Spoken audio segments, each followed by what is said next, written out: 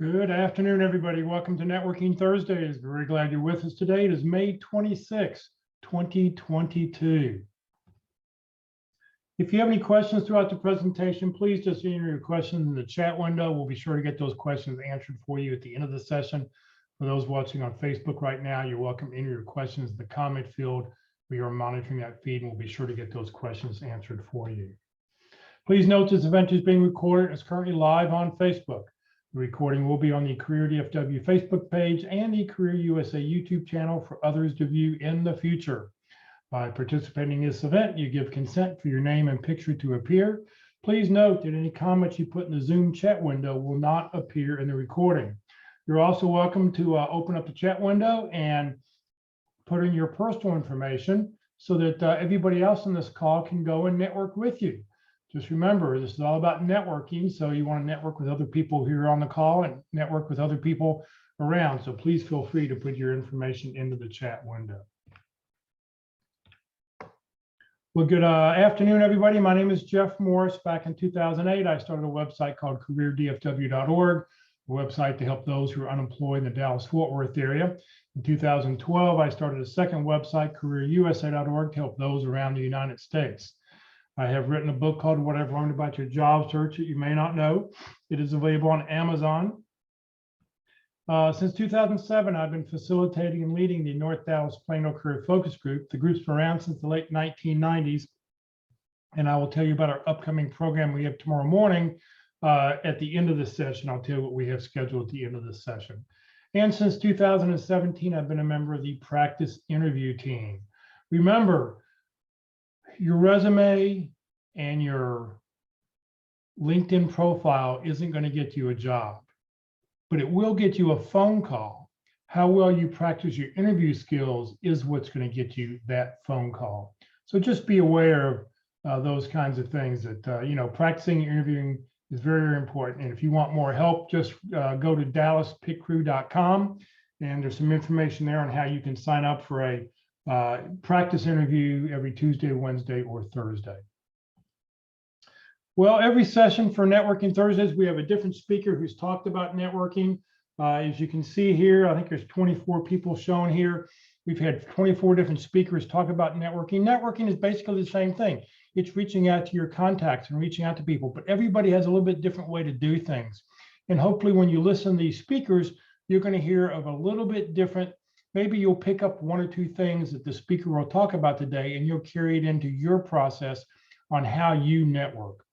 So today's recording is Tom Jackson, who's a cybersecurity leader, director director level. He recently landed.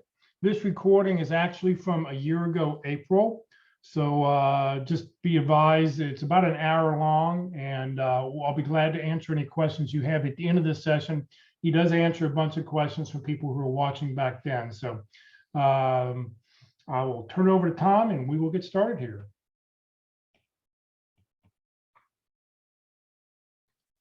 Thank you so much, Jeff.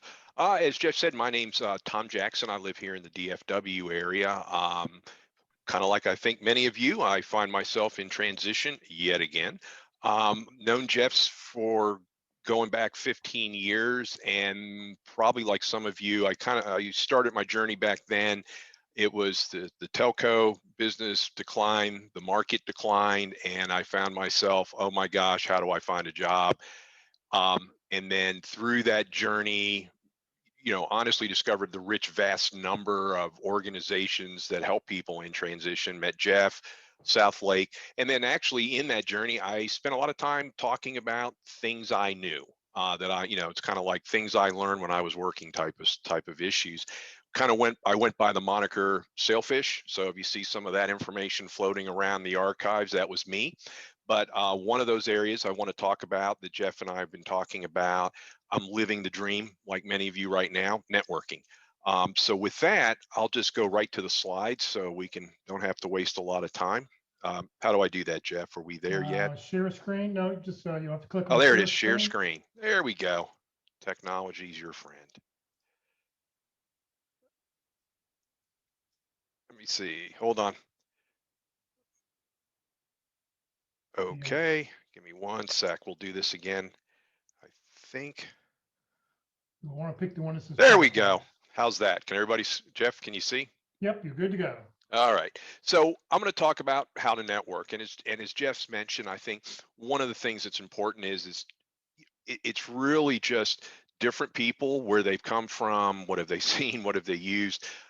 This is what I've done in the past professionally, and this is what I've also done currently and in the past to find a job. And I think one of the hardest areas is how to network. Um, oh, by the way, please go ahead and ask questions in the chat there, so Jeff can get them, and we'll move on that way. Hold on. All right. And I'm trying to move the slide. There we go. Got to hit a little harder. So I think one thing to realize in the job hunt is, there's a lot of pressure. It gets frustrating, but I think a few things you need to understand. You got to look at the positive aspects of a lot of this. Um, One is, Texas particularly is a great job market. Um, you know, One can debate, but typically Texas, Dallas, Houston. But basically, if you look at the top, the major metro areas with the top Fortune 1000 company headquartered, Texas is number two, really just right behind New York. And if you look and you're looking at 50 companies tying the amount of revenue yearly. So Texas is a very rich market for companies, Fortune 1000s, I'm sorry, Fortune 100s. And if you think Fortune 100 companies spawn more businesses, spawn an ecosystem. So being in those markets is really key for growth and to find a job. One thing to keep in mind too is Texas is incredibly diverse across the industries. We got Toyota, we got healthcare, we got finance, we got semiconductors, telecoms, cyber. There's a lot of different areas where New York, honestly, those 58 companies, probably 57 of them are banks. But it's a very, very rich market. I think the other thing to look at from a COVID perspective is, yeah, wasn't that much fun, but it did, I think, improve the landscape for us. It's kind of like when a tsunami hits the beach, it uncovers the wreck and the gems. One thing is, interviews are easier. I mean, think about it. It used to be companies were a lot more judicious with interviews because it cost them money. We got to fly them out, put them in a hotel. It was tougher, I think, to get interviews. Where today, interviews, it's easier because it's a phone call, it's a Zoom call. Now, with that, there's a price. The follow up, they go dark. Well, we're going to talk about that. And lastly, I think the advantage here now is so many companies are going remote. So it used to be you just had to really, really hope that your next job was going to be a great job that would make you happy in your backyard. Now you can interview for jobs in any coast of the country and probably work out of Dallas. So this has not only improved the hiring company's ability to get more candidates or look outside their backyard, but it's also increased the number of, if you look at it, value targets for you, the job hunter. So keep in mind, there is definitely there's definitely good things happening. So first thing we hit right off the bat, I don't think anybody in here would disagree that they either don't believe or haven't been told if you networking is how you're going to find your next job. True. But the question is, how do you network? What does it mean? So, if you go to Webster's, networking, the exchange of information or services among individual groups or institutions, right? Well, that sounds interesting, but what does it mean? How do I get this thing called networking working? And I think, one thing I do when I look at networking, and again, a lot of this comes from the business background as well, marketing, sales, working with clients, networking is key when you're in a working environment. I think I break networking into three buckets. And you'll see why in a second. I think one, there's passive networking. This is the kind of thing you're going to do with your immediate friends, your family, maybe coworkers, people from church. These are the people that if your kid's selling Girl Scout cookies, you're going to sell Girl Scout cookies to right away, right? Because they're easy touches, they're happy to help, and that's passive networking. Everybody knows that. Step two is active networking. Now, active networking is where now you got to take the show on the road a little bit. So now using my Girl Scout cookie analogy, so this now is where mom or dad takes the cookies to work. The kid sells them on the side of the road. Or better yet, maybe, they go ahead and start advertising on Facebook. They're getting more aggressive. They're reaching outside of their own community, their backyard. So keep in mind, active networking is where a lot of you are now through career DFW. Keep in mind, you're in an active networking environment. Every time you get on a call like this and there's people there and there's names there, are you writing them down? Are you reaching out to those people? Right? I'm on these calls too. And the first thing I do, I look at that Zoom call screen with all the little tiles and pictures. And to me, first thing I do is who on this call don't I know or have I not talked with yet? Okay. Because that's in my, I have an analog iPhone. It's called a day timer. And I write everything down in there. And one of the things I do every week is I set a minimum goal for how many people I'm going to contact, right? That's my goal. And it's easy to reach that goal if you're using the tools that are given. I cannot tell you how many of these groups I've been to where I feel like I'm the only person reaching out. Most of them are not. So again, active networking, you know, go in there, go to your colleagues that you may have worked with. This may not be coworkers, could be clients, could be people you just know from business, your LinkedIn connections you haven't talked to in a million years. You know, persons at networking events right now is really good, really critical. And that's better. I think a lot of people tend to move from passive to active networking fairly quickly. They don't execute it well because they're kind of, I'm here waiting for the game to come to them. What you're going to find with networking is you've got to be aggressive. And that takes me to the last step, aggressive networking, reaching out to complete strangers. Okay. This is the best form. And what do I mean by complete strangers? Just what it says. So imagine like I'm in cybersecurity. I'm going to go to LinkedIn. I'm going to type in cyber and it's going to give me a list of names. I don't know them. They don't know me, but I want to network with them. That is a complete stranger. And that is aggressive networking because I'm going to go to them. Okay.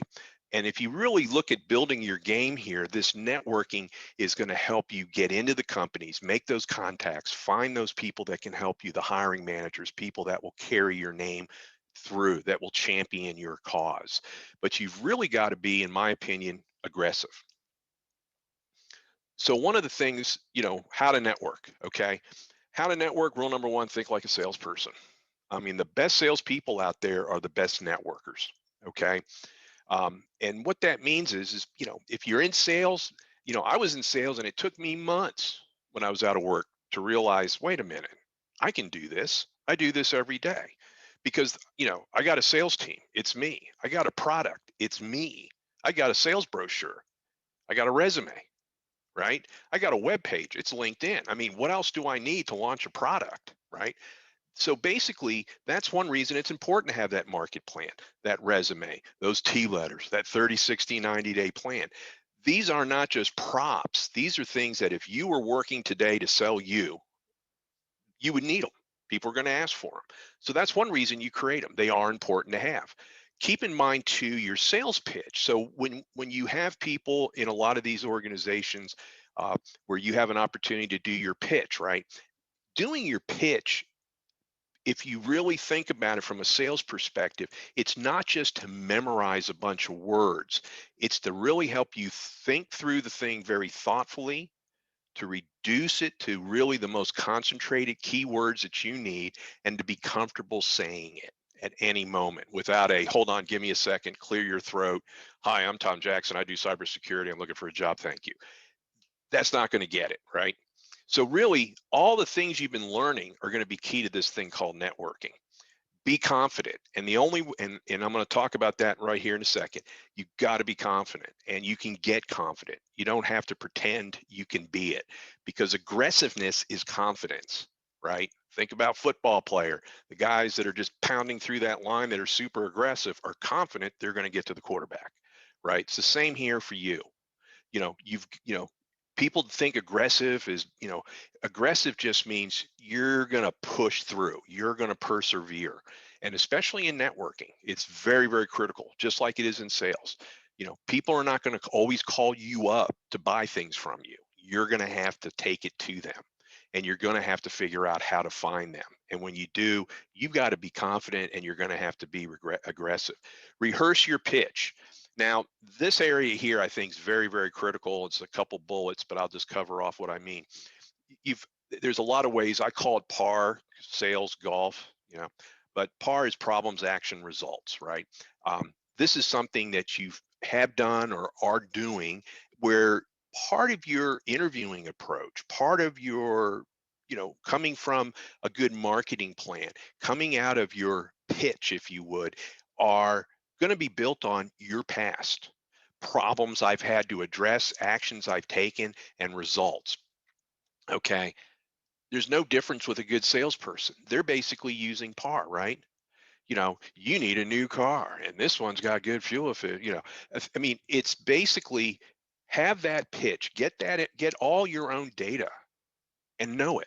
You don't have to memorize it. You just have to read the resume. Any line item in your resume, if you can't create a par for it, probably needs to come out, because you want to be able to have actionable things you've done in your resume, so that if somebody's interviewing you, they can say, well, hey, Tom over here, you said you've increased revenue by 30%. Boom. Brain goes to the problem, action, result that I can map to it. This is going to be critical for networking. Number two, how do I get confident? Here's one thing I've done, and I still do it today. I say yes to everybody. When I get that phone call, that spam phone call, and I can't even understand them because they barely speak English and they want to interview me for a job that I have no desire to take, I say yes, because the more I can tell another person that I don't even know about me, answer their questions about me, the better I get at communicating, the more effective, the more efficient I get. So again, just because it's for a junior entry level job for somebody 6 months out of college, I'm old enough, I don't even remember what college I went to. I still say yes, because it's a practice opportunity. It's a live fire exercise. Because the more you do these, when it comes time for that right job, that right interview, you're going to be confident, because you've already gone through your par. You've had people ask you crazy questions. You get very, very good at it. It becomes part of your DNA. And again, that's the confidence that you're going to need to be aggressive with your networking. So say yes to some of these calls. If you get an email, I get them 10 times, I don't even know how many times a day. Hey, Tom, are you interested in a job that doesn't pay, that's going to be long hours, that's going to ruin your health? Sure, I'll interview with you. I just want to get the call. I want to talk to these people because it helps me get better at selling me. Now, and that's where I get to practice makes confidence. So that's where a lot of people, I think, when it gets to networking, things kind of tend to stall out. This is all good to do. Maybe taking on a complete stranger, recruiter you don't know, might not, some people, not a problem. Some people might get a little nervous. I don't know them. But for the most part, I think these are things that almost anybody can do. But what happens now is you've got all this material done. You've gone through Career FW. You've been all the speeches. You've got your kit. You've got your everything ready to go to launch you. Again, you want to continue passive networking. Don't ever give up on neighbors, friends, right? Continue. You want to step up that active networking. But what you really want to do is start this aggressive networking. You want to start reaching out to complete strangers, because keep in mind, step one and step two are, it's pretty much everybody I know plus or minus a name. That's my network.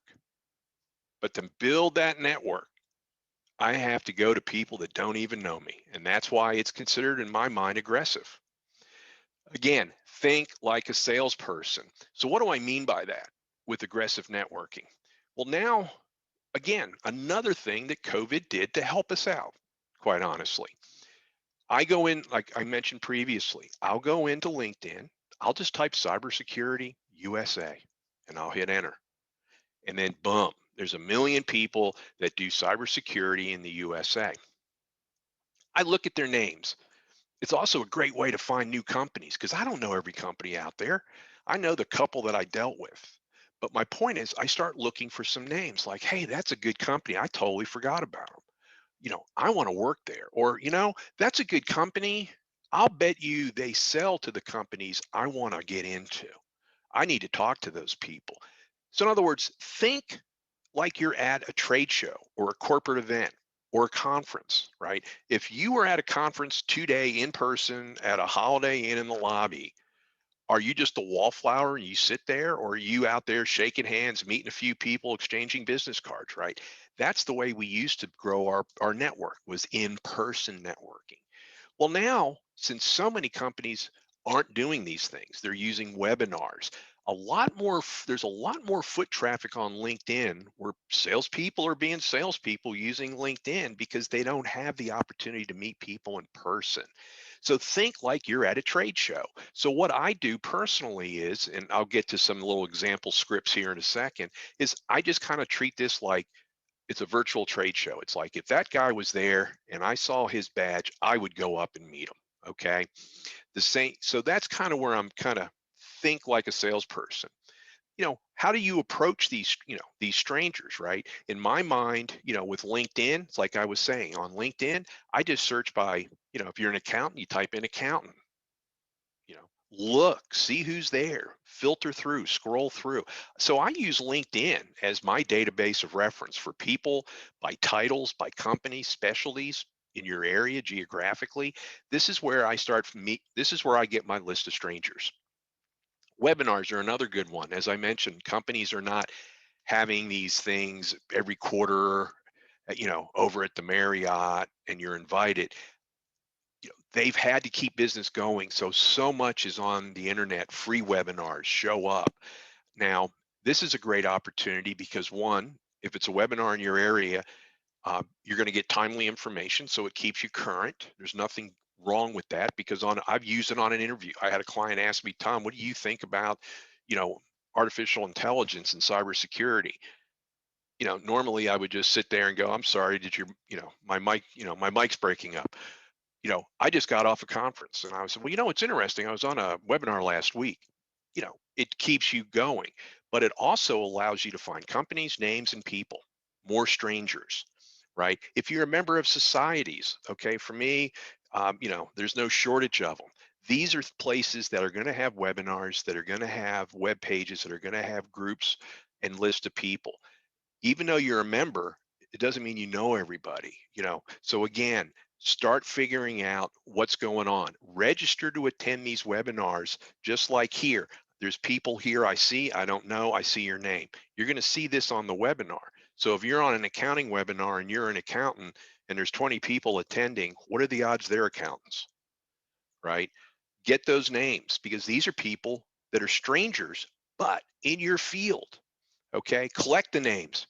Now, how to engage these people. Now, again, there's 100 ways. I'm just going to hit you with what I find works quick and fastest is I use LinkedIn. Okay. Um, the older you get, the younger everybody seems to be out there. Okay. Not everybody answers the phone anymore. Not everybody has email anymore. I'm not saying don't use them, but I'm just saying in LinkedIn, when you see a person's face, you're going to have the option to message or connect. Okay. Connect means I want to add you to my group of friends. Okay. In this situation, they're a stranger. You want to message these folks and respect a little distance until they know you. The other reason for using the message feature is it's just like email.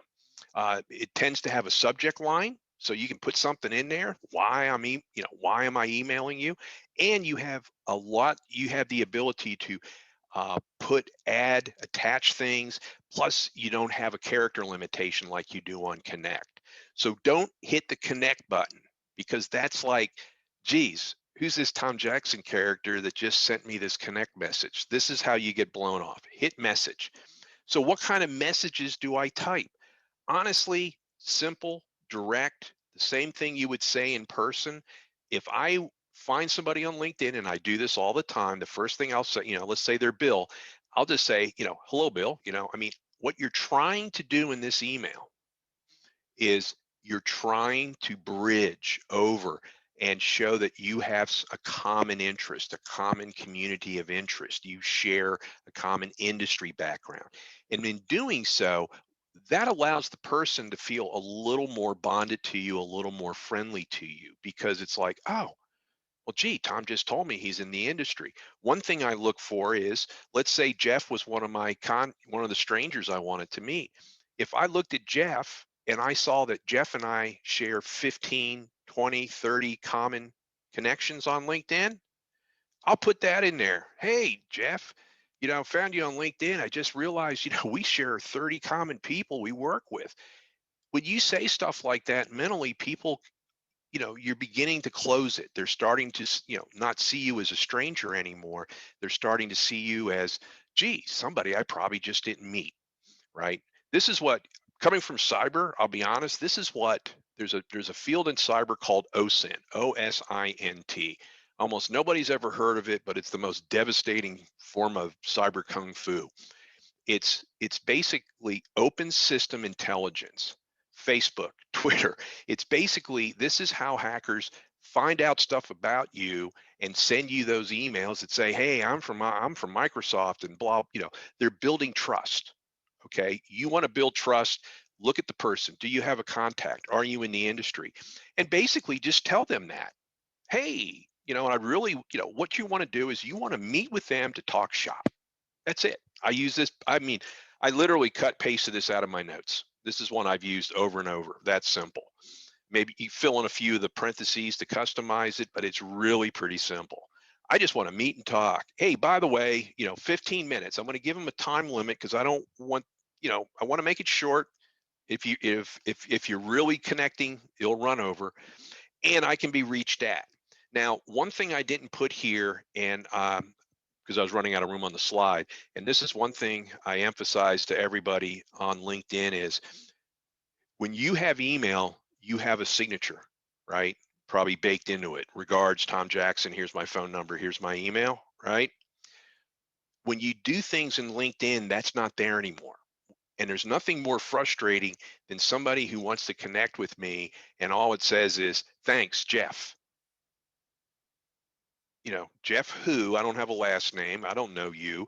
What's Jeff's phone number? What's Jeff's email? So typically, if I'm Jim Jones, right underneath this, I'm going to have to hand type in my email and phone number. I'm going to treat this because, you know, anytime I communicate with people for the first couple times on LinkedIn and I'm using Messenger, even if they say, hey, Tom, is this okay? I'll respond, yes, that sounds great. Regards, Tom. Here's my email. Here's my phone number, right? You've got to give them an opportunity or a way to, look you up quickly. But again, simple message. Put this kind of message in, pretty simple. Another one, it's cut and paste of the one above. This is when you go to a webinar. Now, this is one, and I'll kind of foreshadow here a little bit. I use this one very effectively to break the ice, if you would. There was one job I was looking at, the internal HR person. I mean, I could tell they were struggling. The people were busy, blah, blah, blah. And it's been going on for months, still going on, by the way, but it did work to some degree. The people that I were interviewing with, and some of the people that I could tell on LinkedIn that work at the company that are part of this gentleman's uh, sphere of influence, they had a 2-day cyber webinar. So I found it on LinkedIn. It was free. I got on it. And quite honestly, I didn't watch it. But when they posted it, I scrolled through the video quickly, looked for the sections that my contacts were pitching, wrote down a few key notes about it. And then that evening, I went back and sent them. And in this case, I did have their email. One of them I didn't. I sent them an email. And it was basically, hey, Bill, just got off your, company's webinar, great information, blah, blah, blah, you know, you know, really enlightening, you know, the gentleman from Acme you had on your panel that brought up these 3 points. That's just my way of letting them know I saw it, I watched it, and I sent that off to 2 of these people. Next morning, I get an email back from my contact there. Hey, Tom, haven't forgot about you. Just want to let you know there's things, But even my contact went dark on me. And what got him to contact me is I hit these people up. They saw that I was there. I woke them up. I was congratulating them on a great thing. I never said follow up with me. But after in other words, I was using something reasonably aggressive and I was congratulating them on a great webinar. And I made some specific call outs so they knew I was there. And it was enough to get them to, because they were going to read the email, because the subject line wasn't, why haven't you called me? It was great webinar. And here's the name of it. And hey, I'll click on that. Everybody likes congratulations. Immediately I get and again, the communications are there. They're just dragging their feet, but at least I'm getting emails, right? So again, simple emails, draw something, we have a lot of contacts, we're in the same industry. You just want to get them on the phone to talk shop. So, how to make this whole thing work, right? You know how to contact them now. You kind of have a script. Well, you know, if you think about it, now comes the fun. Because let's just say I sent off my email, Bob's responded, "Hey Tom, yeah, surprising we haven't met. Um, you know, love to talk to you tomorrow at 1. Okay, great. Now what? Right? It's one thing to send these emails. It's another thing because you're going to have a cold call. I mean, I'll be honest with you. If you ask people, would they rather make a cold call or stand up and deliver in public speaking? I guarantee most would say public speaking because at least you know what you're talking about. Cold calls scare people because they don't know what they're saying. They don't know who they're talking to, and it's really stressful. But think of it this way. Really, all you're doing on the phone call, because now the problem is I get Jeff on the phone. Now, there's two ways this call goes. I either get on the phone and go, "Hi, Jeff." And then Jeff goes, "Well, hello, Tom." And the minute you put a couple seconds of dead air there, Jeff's going to turn around and go, "So what's this about?" Right? What you want to do is, I say, "Hi, Jeff." Jeff goes, "Hey, Tom." I say, "Hey, Jeff, really glad you taking my time. How things going today?" Right? Get a little conversation going. Don't drag it on too long, but get that little good morning, how you doing? Just like you would in an interview, right? If you can get them talking about family and kids, you've bonded enough. And at that point, that's where I'll say things like, "Hey, by the way, just want to let you know why I contacted you." The $1 million question. And typically what I'm doing now is that I want to be able to say, Jeff, I see you're in the business just like I am. I'm not going to give them any real big signals that I'm out of work. I'm looking for a job. Um, but what I'm going to try to do here is you know, like in cybersecurity, I see a lot of people talking cloud, you know, and I see you're doing cloud. I'm just curious, what do you see as the biggest challenge? Get them talking about something they know, talking shop. And what's going to happen is you're going to get a good communication, a good dialogue going, just like you would at a trade show where you're talking, you're sharing opinions, right? Because really, this is where your par shows up again. Because they may say, "Well, Tom, I just think it's overhyped." Well, Jeff, I've seen where I've worked on the cloud, right? You're kind of soft selling yourself here, and then you go through this little dialogue. But what you want to do is get them on, talk to them, bond with them, and get them going. Because remember, just like the old, Wolf of Wall Street, right? It's about them. It's not about you. If you get on there, and the first thing I say to Jeff is, "Hey, Jeff, you got a great company. Are you guys hiring? I'm looking for a job. Can I send you my resume?" You know, Jeff's going to hang up, or most human beings would say, "Yes, I would, Tom, just to get you to leave." I always equate it to that's closing the door. What I want to do is do what I just said. Get them on, talk to them. This is a person in your wheelhouse. This isn't an interview. You're controlling the conversation. In an interview, they're controlling it. You just want to get them to talk shop. Now, here's what's eventually going to happen, hopefully.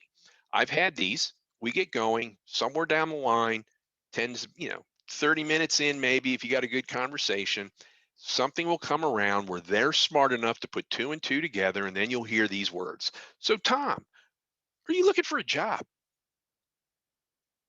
You know, and it's not busted. The answer is, "Well, I'm in transition, but I really just wanted to pick your brain, if you would, about cloud cybersecurity." huh, okay. And then I've had this happen more than once. They'll say, well, Tom, well, can you send me your resume? Well, no, I don't want to send you my resume. That wasn't the intention of this phone call. I just wanted to pick I just wanted to trade some, get some views on cloud cyber, start talking about cyber. Well, Tom, why don't you just send me your resume? Well, I appreciate that, but like I said, I just wanted to talk about cloud cybersecurity. See, what you're doing is it's another psych game, right?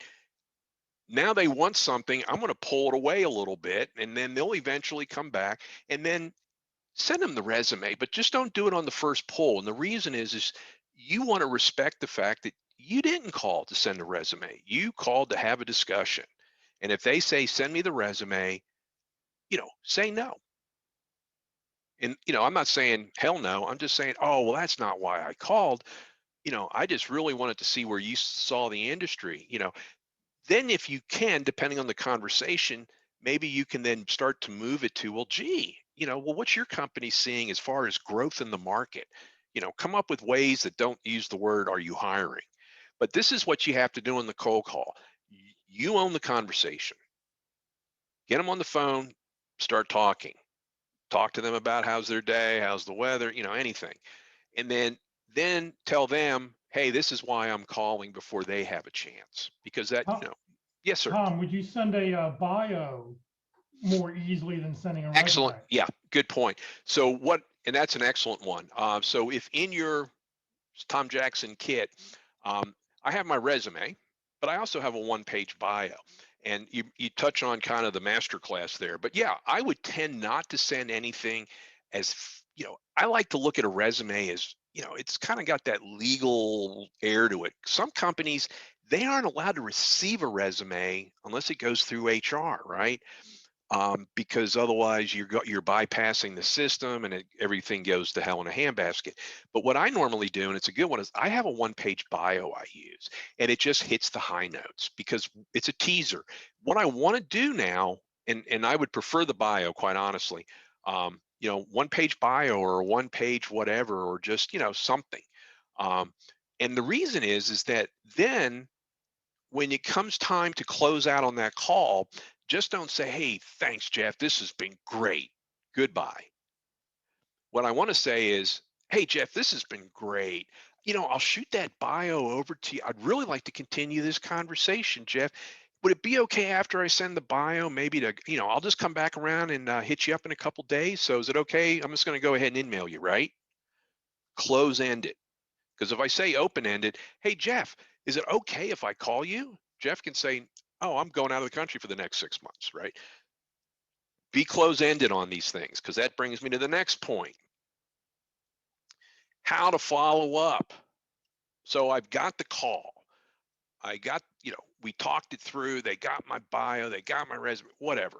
Now the question is, I haven't heard from Jeff. Now, what do I do? I've been aggressive. I found Jeff. I needle in a haystack. I got an extra contact there, et cetera. Oh, one thing I didn't mention was during that other call, depending on, feel it out. If it feels like it's going good, then say, hey, Jeff, by the way, is it okay if I connect with you on LinkedIn? Then get the connection going. Okay. Don't assume, peeps. You've probably seen it in Career UFW and a lot of people talking you know, there's more people that just say, oh no, I don't let anybody into my LinkedIn house. So be cognizant of that. Just don't assume that. So ask permission, they'll like it. So how do I follow up? Think like a salesperson. In other words, Jeff's got I dropped off the brochure on my product. Now what? In my mind, it's part art, part science. The science is kind of the intervals, what you got to work in. The art part is the finesse. So this tails right into what I was just saying previously. Before I hang up with Jeff, I'm going to have close-ended comments like, I will contact you in 2 weeks. Now, the reason for that is twofold. It's a strategy. Whoops, sorry. It's a strategy. In other words, never have a phone call or never be on an interview without a strategy. And what I mean by that is you get on an interview, you answer all the questions. It's going great. They love you. And you're just so excited when the call's over, you say, "Thank you so much. Can't wait to hear back from you soon." Boom. No. Thank you so much. This went so well. Tell you what, I'll reach out to you in, you know, in a week. Or, hey, you told me the process takes a couple weeks, so I'll reach out to you in a week or two. Okay. And then if you really want to get a little more aggressive, you could say, oh, by the way, I know you're busy. If I don't hear from you in a couple weeks, is it, if you have another name like an HR person, is it okay if I get back with Fred? Or who else should I get in contact with? You, in other words, you want to make sure that when you end that call, you have you've implanted a solid reason to get back to them. Because if you don't take that first initial strategy, that first initial movement, that's why follow up's so hard, because nobody ever plants the seed for a reason. And they sit there and go, what am I doing? How do I follow up? That's why it's art and science. You want to make sure that every conversation, and again, when I say close ended, it's not like, is it okay if I contact you? No, it's close ended. After I send my resume, I will contact you in 2 weeks. Okay, gee, Tom, that sounds good, right? If I don't hear back from you, I will contact you, right? So, in other words, you've really got to make sure that during the interview, at the end of the interview, you make real sure that they're going to come back sometimes and say things like, well, you should hear from us in a couple weeks. Well, the word should, I don't like that. It's not too committal. So then you go, okay, great. So I should hear back from you in 2 weeks. And if I don't, I'll contact you. You see what I'm saying? You just want to set the expectation. That I think that's why a lot of people struggle, because they go, oh my God, what do I do now? You know, uh, and so let's move on to my favorite topic.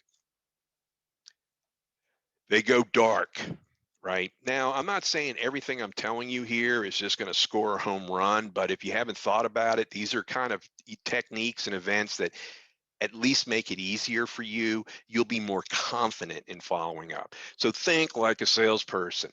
Number one, be patient and plan. And this is where I'm saying planning is key. So when they go dark, this is something that I'm going to talk about that you should have already been doing anyhow. Okay. Again, strategy and art. Number one, what I do is I can't get a hold of Jeff. Jeff's just ghosted me. But when we left the call, Jeff's like, dude, I want to hire you. I mean, he gave me no signs that there was a problem, but I can't get a hold of Jeff. Well, here's what I'm going to do. I'm going to go to Jeff's profile on LinkedIn, and I'm going to look at Jeff's profile, go down about a third of the way, and it will say other posts or activities. I'm going to see if Jeff's active on LinkedIn, meaning is Jeff posting on LinkedIn about his company? If Jeff's most executives like to use LinkedIn for advertising, you know, promote the company, I'm going to look for Jeff. And if Jeff is, in fact, posting fairly regularly, in other words, if there's a post from 2017, that's not going to work. But if there's a post from March 2021 where Jeff's advertising, hey, our company Acme is making the best brown shoes ever, you know what I'm going to do? I'm going to take that. I'm going to hit a comment and I'm going to say, hey, Jeff, thanks for sharing. The information you talked about on brown shoes, you know, good stuff. Thumbs up. Hit it. Okay. Why do I do that? Because unless you've been posting on LinkedIn, you're really, really missing a powerful feature here. Anytime you hit the like button on a comment or comment back to somebody's post, that person will receive an email from LinkedIn saying, Jeff would receive one saying, Tom liked your comment, right? It forces an email through LinkedIn back. It also lets the person, wouldn't Jeff like to have somebody like what he just said, right? So this is a passive way, because I'm not asking Jeff, you know, hey Jeff, where the hell are you? I'm saying, hey, I like your article on brand shoes. That was great. Maybe Jeff looks at it and goes, oh man, I owe Tom a phone call. I've been really busy. That's one way. And you can do this with any number of people at the company if they're posting on LinkedIn. Look them up, do that. Another thing you can do on LinkedIn, you can follow people, you can follow companies. Now, not all these things, you can only follow somebody once. So maybe this is part of your strategy. You hold off on that feature. So in other words, okay, I did this for Jeff, I still don't hear from him. Okay, I'm going to go to the next arrow in my quiver. I'm going to follow Jeff, because when I follow Jeff, Jeff's going to get another email. Tom Jackson's now following you. Wow, Tom, yeah, I really, really got to get a hold of that guy. Okay. Another thing to think about here is, whoops, sorry, is what I like to do, and this is the third one. This one takes a little more work. It's sharing. Okay. So think about it this way. If you aren't posting on LinkedIn, you should be. Posting is where you focus on your wheelhouse. I focus on cybersecurity. I post every day. How do I get those articles? Well, first thing I'm going to do to share is I want to share something from the industry, something professional, but I don't have anything to share. Where am I going to get it? I'm going to go to this little thing called google.com/alerts. There's other RSS or Feedly is another one, but google.com alerts is a great starting point. You go there, it's free. Google Alerts, a little bar comes up and it says, what do you want to know? Well, guess what I do? I type cybersecurity in. I type in different keywords for my industry, and every day Google sends me a link, a page back, an email that has all the news posts for those keywords. So if you put people in, companies in, different key areas, specialties you do, you will get everyday postings. And what I do with those postings is I use those postings, those articles. I click the hyperlink, I read it. If it looks good, I post it in LinkedIn. I'm sharing back to the community. But I also every once in a while will get an article and I'm like, hey, there's an article here on brown shoes. Bump. I'm going to hit Jeff back. Hey, Jeff, I just wanted to share with you this great article I found on brown shoes. So again, you know, art and science, right? This is what salespeople do in big accounts.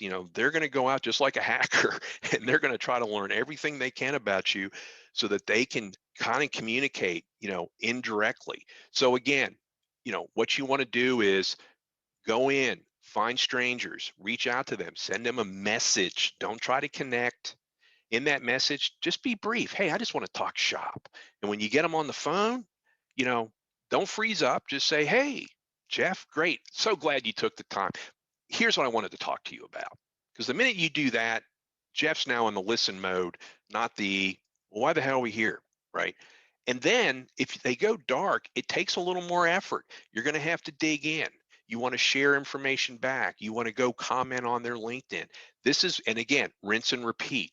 Now, in some cases, in my case, I mentioned I went to an online webinar. That's basically what I'm talking about here. It was enough to get the dark matter shaken up that somebody there went, oh hell, we have to get back to Tom. We haven't talked to him in 2 weeks, and he's been patient. So this is what it takes: little extra effort. Plus, the side benefit is if you're doing this and you're posting already, you have all the ammo you need. So again, do it. Rinse, repeat, right? You got to, not everything's as easy as an email, and you just have to think, it's in my world, if I'm sending Jeff an email and Jeff sees my name, it's implied that I'm looking for a job. So how do I ask about what the hell's going on without saying what the hell's going on? And this is how you do it: the passive aggressive way, sharing articles, commenting, liking their post. All of this stuff drives an email to their inbox. This is how you start getting traffic to them. They'll start thinking and remembering you. Let me see, contact. Let me see, this is kind of a little bit of a blip I have. I know I'm looking at our time here. Um, so this is kind of a side note, but I just wanted to mention it here because it does have to do with networking to a degree. So previously, we talked quickly about, the passive, active, and aggressive networking. So let's take a look at kind of a one-off topic, um, networking and the job. Okay. So in other words, what we've been talking about is trying to find somebody, get a network, get a bond, and it takes time, folks. It really does take time. And then maybe that person can be your contact for a future job or can be an intro for a future job. You got to start planting the seeds. But let's just say, as we speak right now, you're in LinkedIn, the perfect job shows up. And you know that the odds are with you if you have a network contact. But what Tom just told me is going to take me 3 weeks to do. And oh my God, this isn't. Here's what you do. Again, be aggressive, be assertive, be creative. Here's what I do. Think like a salesperson. Salespersons overcome challenges every day. Number one, if I find a job right now on LinkedIn today, I apply for it. No ifs, ands, or buts. Why? Because the first thing you have to keep in mind, unless you apply, you may not, they typically are going to look at the first 20, 25, 50 applicants. You've got to make that cut. Number two, it may not be up for more than a day. And if I wait to get a network contact, it could be a week. And if I find the network contact, yeah, they may be able to, but here's what I do to streamline things here. First thing I do is I apply. Yeah, this is a company I don't know about. I don't have a clue who works there. I'm going to apply right now. Second thing I'm going to do in LinkedIn, I'm going to go into LinkedIn and I'm going to type in LinkedIn at the top the company name and then the word recruiter, Acme Recruiter. And I'm going to hit enter and it's going to come down and it's more than likely going to show me 2, 3, 4, 5 names of recruiters that work at Acme. So what do I do now? That's my network contact, folks. I'm going to take another complete stranger that works in recruiting, and I'm going to go ahead, number 3, and I'm going to send them a LinkedIn message. And here's an exact LinkedIn message as I've used, and it works. I just go in there and go, let's just say Bob's the name of one of the recruiters. I go, hello, Bob, I'm reaching out to you, Jack Me for VP of Operations. Always, always, always include the URL. When you click in LinkedIn, it's going to take you normally to the company website. Make sure that the URL you're giving them is the company's URL for the job posting. The reason for that is one, it shows that you went to, it has the impression that you went to their website to find it. But number two, it's going to have all the critical information they need, the job posting, the rec number, whatever some of the hieroglyphics are. So what I do is I put that URL in there. I just do a quick sales point. Hey, this is really a particular interest to me. And what I do here, because remember, I've already applied, which means they've already got my resume. So what I've done is I've aggressively found a contact stranger that works in recruiting that may or may not be working on this job. And I'm just setting the stage for it. I found it, I like the job, and I send them, this is where I use a T letter. This is where your T letter works best because the T letter helps de-risk it. You're talking about what you can do, and that's what you do. In other words, I do this all the time. And then while this email is sent, I'm doubling down, go back to the other slides, and now I'm going back trying to find another contact. But this is one way to apply and get your information right in front of a recruiter. The reason I like this method is one, um, they like it. You show a little aggressiveness, but two, I'm not overstepping my bounds. And if it's posted, it's a job they want to fill. And if I can bring me to the attention, maybe I was applicant number 50, and maybe Bob's like, well, you know, Tom saved me from having to log on to click in the system to look for him. Gee, I like Tom's T letters to the point. Yeah, it looks like he's got 4 years degree and has the necessary years. Boom, you'll get a call. So again, quick way to de-risk, same day with a LinkedIn contact. So that's really it. We got 5 minutes. I apologize. I wanted to give you a few more minutes, but That's essentially okay. what We yeah. can go to like 2:15. That's how I Okay. advertise it. Okay. So yeah. Okay. So like I said, I flew through a lot of it, and again, this is from a sales perspective, over time, you've seen good salesmen, you've seen bad salespeople, right? There's a fine line between aggressive and, passive aggressive, I guess. But like I said, think like a salesperson. How does that salesperson sell more product? That they only do it by meeting strangers. Well, if you think about it, you're selling yourself and your network is only as good as how many strangers you've converted to friends that you have in LinkedIn. And that's where really in my mind networking is. It's going beyond the people you already know or who Jeff might be able to introduce me to because I've known Jeff for 15 years. I need to go find the other Jeff, the one I don't know. This is kind of what you do. So really think like a salesperson, be creative. There's no rules here. Priorities are one I always hear and I don't quite understand personally. I like to say there's 24 hours a day, then there's the nights. What I mean by that is do not be wasting daylight hours applying for jobs on a computer. This is prime stranger candidate finding time. This is when you're working phones, working the emails. This is when real people are there that you want to connect with. And then once the workday's over, then go to the computer, update stuff, retype in your resume, apply for the jobs. I see people get it completely backwards. You know, they're doing all their computer work during the day and then they go, but there's nobody around at night, obviously, right? Multitask. I see a lot of people who treat this like a serial job function. It may be a byproduct of how you worked in the past, but you're going to need, if you don't know, you do know now, you need to be able to juggle a lot of balls. And just sitting there going, I found, one job and I'm going to interview and just focus on it. My unidentified, focus and concentration is not going to convert that one job to a win for me. I've got to have a lot of them. So multitask. Persistence pays, right? Patience too. And I know some people go, what do you mean by that? You got to be persistent, but you also got to be patient. What I mean by that is you don't send an email every day. You don't send one every week. You have to be patient, but make sure you got the persistence in there. And lastly, if you're new to sales or if you're just, gee, Tom, this all sounds wonderful, but gosh, I can't do it. My words of advice are get comfortable being uncomfortable. And if you still struggle with what I'm saying here, go back to like my first, second, or third slide.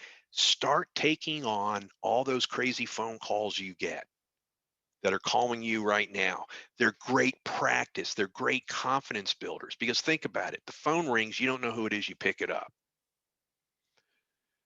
Two, you haven't had time to prepare for your interview. This is what you need to be off balance, to get good at what you do. And once you get confident where you almost find it fun to get these people on the phone. And that's what I mean. I mean, it's to me, it's almost a blood sport. They call me and I'm like, I'm on it. I pick up the phone and game on.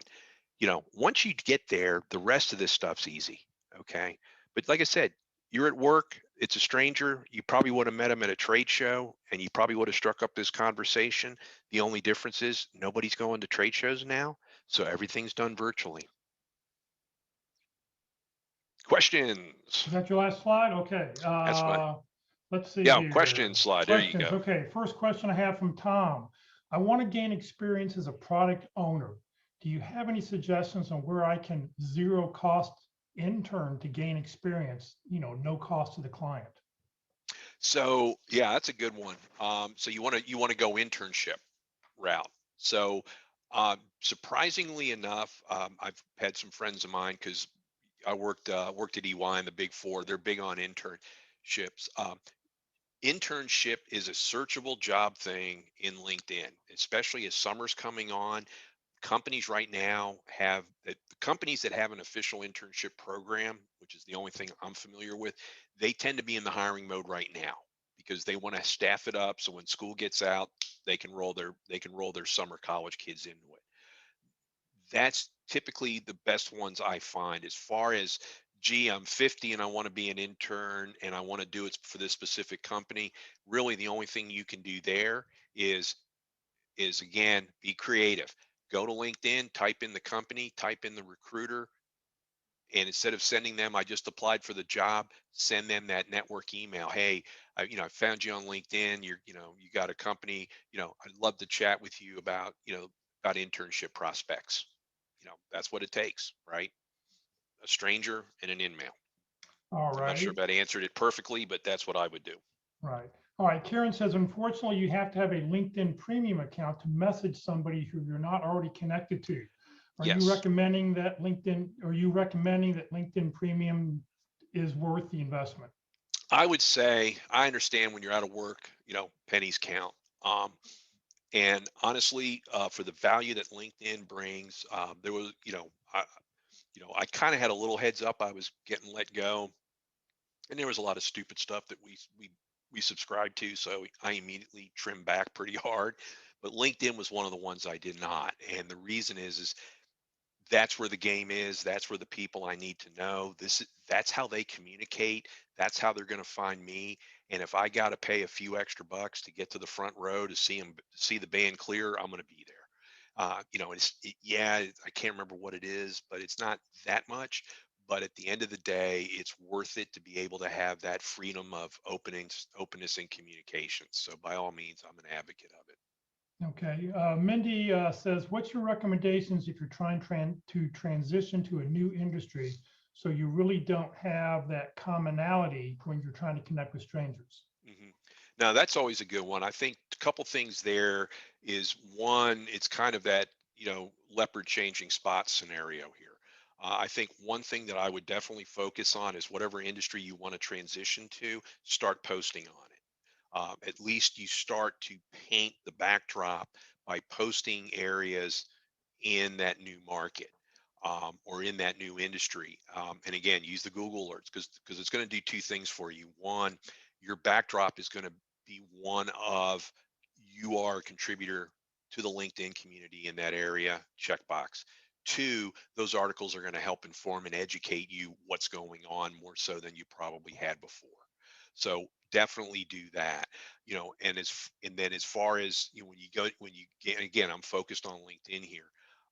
When I go into if I go into the LinkedIn, when I want to see that headline, I want that headline should be reflecting the industry I want to go to. So let's say I wanted to leave cybersecurity and get into robotics. First thing I would do is I would take my headline, Tom Jackson, Director VP of Cyber. It'd be Tom Jackson, Director VP Robotics. I mean, you just got to start, changing your billboard to reflect where you want to be, so that you can get the search terms, you can start being attractive to the recruiters. Make sure you're, in your objective area, you're talking about that new role, because really when it gets down to it, you've got to have the search terms to get them to find you. And in doing so, then if you get to that conversation, the next stage is, and I understand getting to the conversation's key, but I'll be honest with you, I've had a lot of first round interviews and I haven't had the second one, and they've gone dark, and that's where I'm aggressive. But my point here is that it's going to be more important than ever to have that PAR, problems, action, result, because, well, gee, you never sold black shoes, you've only sold brown shoes. I mean, it's, yeah, well, I want to be able to have already in my brain, how am I going to take what I've done in the other industry and make it applicable to the new industry? And the only way you're going to be convincing is PAR, problem, action, result. Draw that conclusion that they're having a hard time connecting. And I also think too, is that when you're reaching out to somebody to do an informational interview or networking, I mean, information review is sort of the same thing. You're asking for those 15 minutes. I think it's real important for you to let them know you're looking for information and advice, Yeah. because you're not asking for a job. Yeah. You just want information and advice. What do you like about this job? What do you like about the career? What do you think of the future? And you're making them talk about things. And like Tom said, eventually they'll may ask, well, tell me what you're doing. Well, I'm just trying to gather some information because I'm thinking about changing careers. I've got a background doing X, Y, Z. I've done this and this, but I think I'd really like to get into this new career. That's why I'd like to get your advice. And to follow up on that, again, creativity, right? Um, Find some companies, right? Again, maybe it's not the company in the industry you want to work for. Sometimes what you have to do is, you've kind of have to go after it, what I'll kind of call the cheaper targets, and basically connect with them the way I'm telling you. But just tell them, like Jeff said, hey, I'm thinking about transitioning to your industry. I'd really like to get some information and insight from you, right? Let them, if you can get a couple of those interviews up front, where they're going to call you, because again, it's not an interview. You could just say, hey, I've been in this industry, I've, whatever. Get them talking. They'll start giving you tons of gold. Remember, mentioned, when you have those discussions, you have your pars ready, because you just want to be able to contribute by letting that person know. But my point is, reach out, maybe not necessarily ideal targets, but people in that industry, to get that conversation, get that backdrop. And then depending on how the conversations go, again, be creative. You got to think on your feet. There's no script. You can even say, well, this has really been helpful. By the way, who else should I contact in this space that you would, ask? Because, all they can tell you is, gee, I don't know, or I can't help you. Ask, who else should I talk to? So again, you've got to be a little aggressive, but ask for those contacts. Right. So Tom,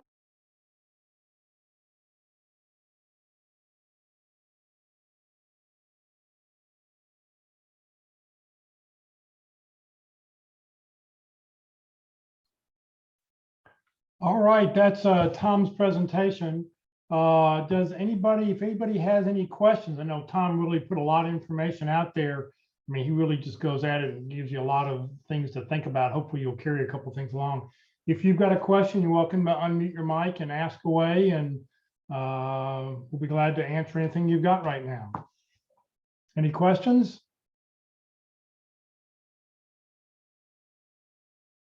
Well, I will tell you that Tom is currently employed. He got hired about 3 or 4 months ago. So, you know, he actually used what we talked about. It was interesting when I met Tom. You know, I've known him, like I said, 15, 16 years. And, you know, I've always met him through all these career groups as we were in and out being unemployed at the same time. And he just always very methodical in what he did. So hopefully you'll carry some of these things along. If you need to go back and watch the presentation, you'll be able to do that. All right, let me give you a couple of closing slides. We'll get out of here. Number one, I want to thank everybody for being with us today. Today was the 500th workshop that Career DFW and CareerUSA.org has put on. We've done 500 workshops since the beginning of COVID. It's hard to believe it's been that many of them, but yeah, this is the 500th workshop. We're putting on training 4 days a week. Hopefully you'll join us for other sessions coming up. Tomorrow morning at the North Dallas Plano Career Focus Group meeting at 9:30 in the morning, personal branding. And this will be our first meeting that we will be meeting back in person.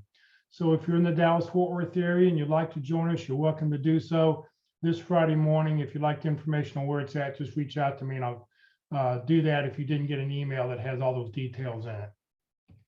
Next Tuesday, I'll be doing the presentation on LinkedIn. It's the 5th Tuesday of the month. So I only come up on the 5th Tuesdays. So LinkedIn, present yourself like a pro. This is a presentation I gave to a national conference about 2 months ago, and I'll share those data with you. Next Wednesday, you can watch a practice interview with the practice interview team. If you'd like to be interviewed, schedule an interview, please do so. I know this week they were full, and I think they had to carry a couple of them over till next week. But if you'd like to get a practice interview in next week, just go to dallaspitcrew.com and you'll be able to get the information you need right there. Please remember, your LinkedIn profile and your resume doesn't get you a job. It gets you a phone call. How well you practice your interviewing skills is what gets you a phone call. So dallaspitcrew.com, you get all the information you need there. And the next Wednesday, being the first Thursday of the month, we will talk about resumes. So the first and third Thursdays, we talk about resumes. Second and fourth, we talk about networking. So hopefully, please join us. Please join us. If you'd like to join the Career DFW or Career USA LinkedIn groups, you're welcome to do so. You do not need to live in the Dallas-Fort Worth area to join the Career DFW group. We currently have over 13,700 members. We're coming close on 13,800. So if you'd like to join, if you're not a member, please do so. This session has been recorded. It will be on the Career DFW Facebook page and the Career USA YouTube channel for you to go back and watch. On the Career USA YouTube channel, every video I upload, it'll take you YouTube a couple hours to get this one uploaded, but when it does get up there, just click on playlist. Every video I upload goes into a different playlist. Click on networking, and then instead of clicking on the video down below where it says view full playlist, if you do that, up will come a list of all the different titles and dates and topics and who talked about what, and you can go back and watch any one of these at your leisure. If you're not receiving emails about our workshops and you'd like to join the Career USA mailing list, please send an email to CareerUSA, the +subscribe at groups.io. You will not be spammed, but what you will get is the topic of the day, the title of the day, and most importantly, the Zoom link, so you can join us for sessions 501, 502, 503, 504, 505, and on and on and on. So please remember, all of our speakers are volunteer. I'm a volunteer. Career DFW, we're a 501c3 nonprofit organization. We have no full or part-time employees. Everything I've done over the last 13 years has been just to help you land your next great opportunity. Career DFW, we survive on donations. Please consider making one when you get your next job so we can continue to provide the services that we provide. So thank you very much for joining us today, everybody. Have a great Thursday afternoon. The weather outside looks beautiful here in the DFW area. Hopefully it's nice wherever you are, and hopefully we will see you tomorrow morning. Thanks, Jeff.